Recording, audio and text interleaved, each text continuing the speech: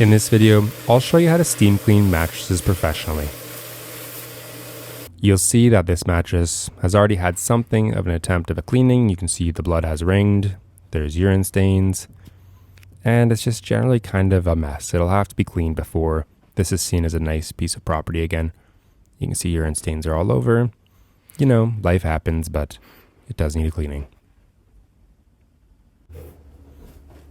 So as I show in another one of my videos, I've learned how to break the Ninja into two easy to move parts. So I replace the hinges on the back with hand screws, so you don't need a screwdriver or anything like that. You can bring the machine up and down the stairs without the customer being worried, and it's much lighter. You just have to reconnect both hoses inside the machine. Right here I'm doing the solution hose.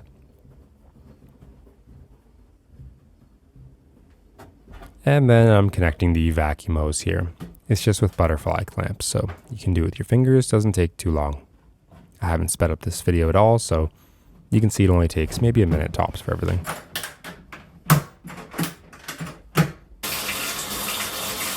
The first step is making sure you're getting hot water from the bathtub, so just keep pouring it out until it's actually steaming hot. You could use a heater as well, sometimes I do, but I find that hot water tanks are generally pretty hot.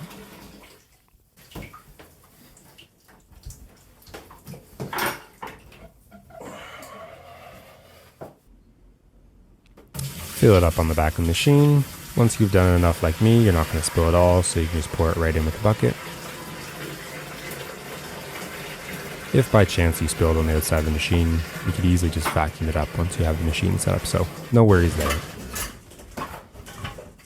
This is the 1.5-inch vacuum hose. I find that these connectors are pretty stiff, so it's a good idea to heat it up in the back of the machine just to get that rubber soft so it slides onto the barb easier. Then you're not blowing your shoulder out.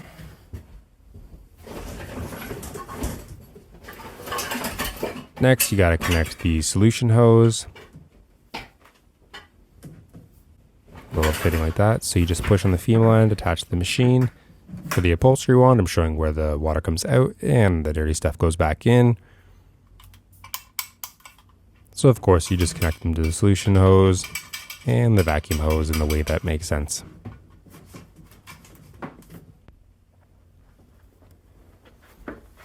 Next, you'll want to find a socket that is on a circuit that's not overloaded. You'll notice there is a humidifier plugged into this socket, but it's not turned on, so I don't think we'll blow any fuses.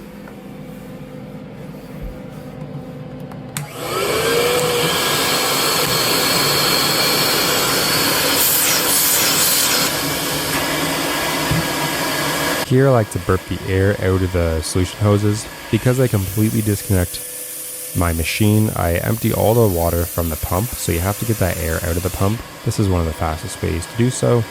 There are other ways, but I just find it most convenient to shoot the water into the vacuum port until all of the air has been pulled out of the solution hose. You can see now it's ready to go. Okay, so I have all kinds of tools. I've shown these tools in my other videos, like equipment for carpet cleaning. This is actually my auto detailing bag. I'm doing a lot of auto detailing these days, so you have all those tools. The mr.steam shot, which is good. It's a cheap tool that provides you with actual steam, super duper hot. The Ryobi power sprayer, you know, my products, the stain remover, drill brush. Kind of just have everything available to you so that, you know, you don't get stuck at a job and wishing you had a tool. Just bring them all.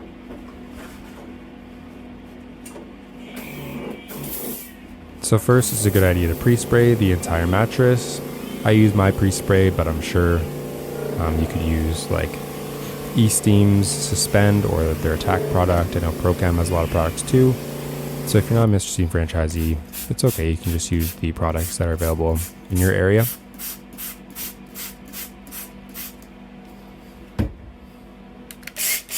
So first I start with the drill brush.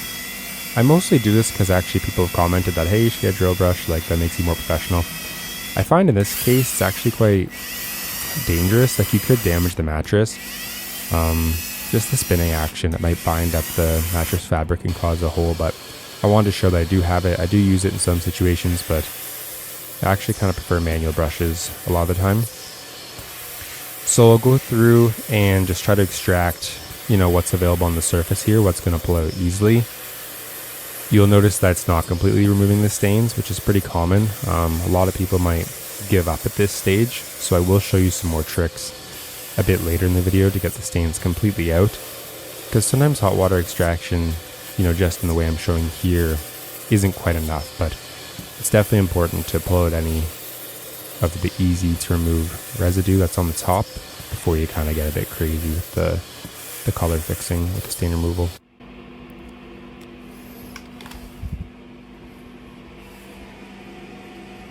So I want to use the mr.steam steam shot to increase the heat to get actually to the boiling point, but I can't use the circuit in the bedroom because I already have a machine plugged into it, and I'm going to turn both on at the same time. So I got to plug it into an outlet in the bathroom because bathrooms usually have separate circuits from the bedrooms. So that's what I'm doing here. Just got to fill it up. And it actually comes to a boil quite quickly, within a minute or two. Believe it or not, dish soap actually works wonders. I've used all kinds of professional products, but dish soap is definitely something to start with. It's cheap because it's so mass produced, but it's definitely a really solid product. You've seen from the commercials, they use it to remove stuff from like ducts and oil spills, and removing blood is actually, like the chemistry of what blood is kind of matches what the chemistry of what dish soap is designed for. It is to remove organic stains. So you can see it's going to be quite effective here. And I just like to brush it in with a couple different brushes to make sure that the area is well agitated.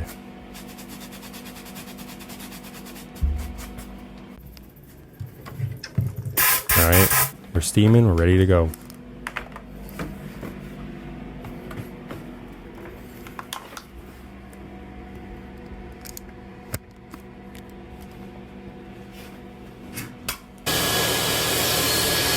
So what I'm doing here is I'm just really heating up the stain with that soap in there. So that's going to help it get released from the fabric of the mattress. It's kind of a unique technique, but because you can't actually get boiling water out of your extractors, it's a really innovative way to actually get the temperature up. Even with like an external heater or a built-in heater or a truck mount, you're not going to get true boiling point water, so it's nice to have this external tool. And you can see it was very effective at removing those stains. So I'm going to go through the entire mattress using this technique. So I'm actually getting boiling water, and then it's rinsing with just the regular hot water in the extractor. And what it's doing is just, heating up that soap. It's already agitated. So we're maximizing all the elements of cleaning. Heat, agitation, dwell time, chemical effectiveness. We are giving the absolute best clean possible for this mattress. It is quite time consuming, so I'm cutting through quite a few parts here because I'm just using the 3-inch detail tool to make sure I have a lot of vacuum power, and I'm going through, this mattress inch by inch.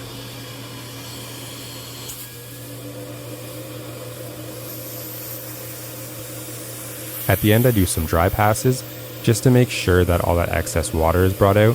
I don't want it to still be wet when the customer goes to try and sleep on it tonight, so it's important to do those dry passes to remove the excess water.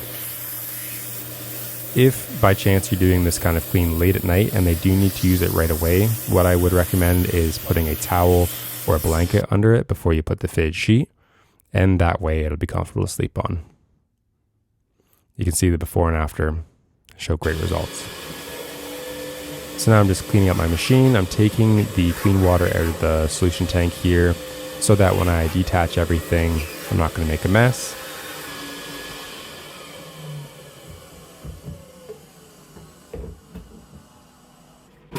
I'm emptying the waste tank. You'll notice the water isn't really that dirty. You can see a bit of urines being removed and things, but it's not like when you clean carpet, it's just completely filthy. Mattresses are usually pretty clean other than those stains. You just dump in the toilet. There's no debris or anything in there. It's just dirty water, so no big deal.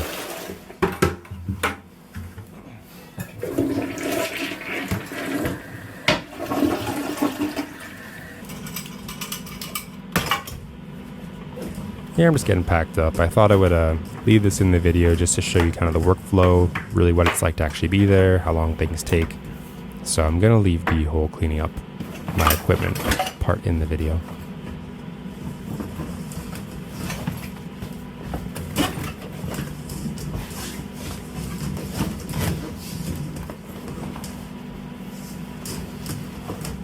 And if you're wondering, the bag I use is just a hockey bag from Canadian Tire. It's like 30 bucks.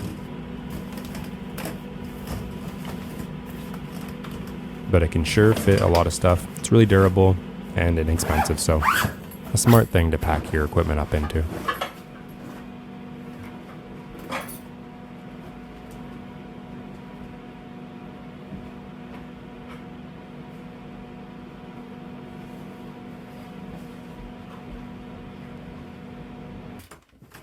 Here I'm just disassembling the machine, removing those machine screws by hand to separate the top and the bottom part.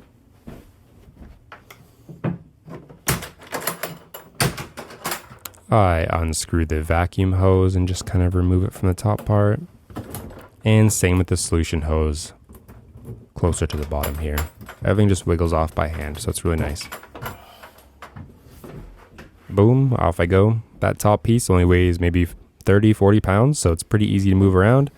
The bottom has the vacuum motors and the pump in it, so it's a bit heavier, but it has a handle and you can get a good squat in. You're not going to hurt your back or anything. Look at them go.